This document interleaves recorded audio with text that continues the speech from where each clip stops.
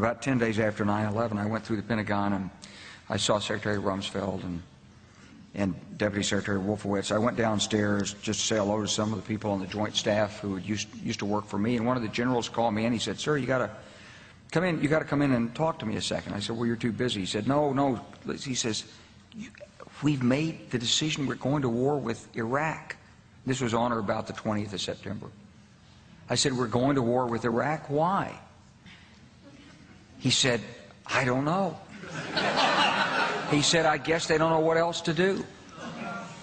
So I said, "Well, did they find some information connecting Saddam to Al-Qaeda?" He said, No. He says, "There's nothing new that way. They just made the decision to go to war with Iraq." He said, "I guess it's like we don't know what to do about terrorists, but we've got a good military and we can take down governments." And he said, "I guess if the only tool you have is a hammer, every problem has to look like a nail." So I came back to see him a few weeks later, and by that time we were bombing in Afghanistan. I said, "Are we still going to war with Iraq?" And he said, "Oh, it's worse than that."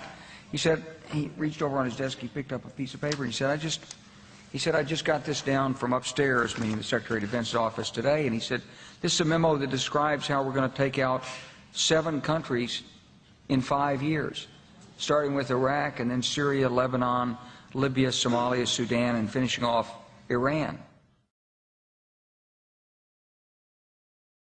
The truth is about the Middle East is, had there been no oil there, it would be like Africa.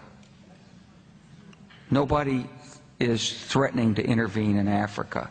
The problem is the opposite. We keep asking for people to intervene and stop it.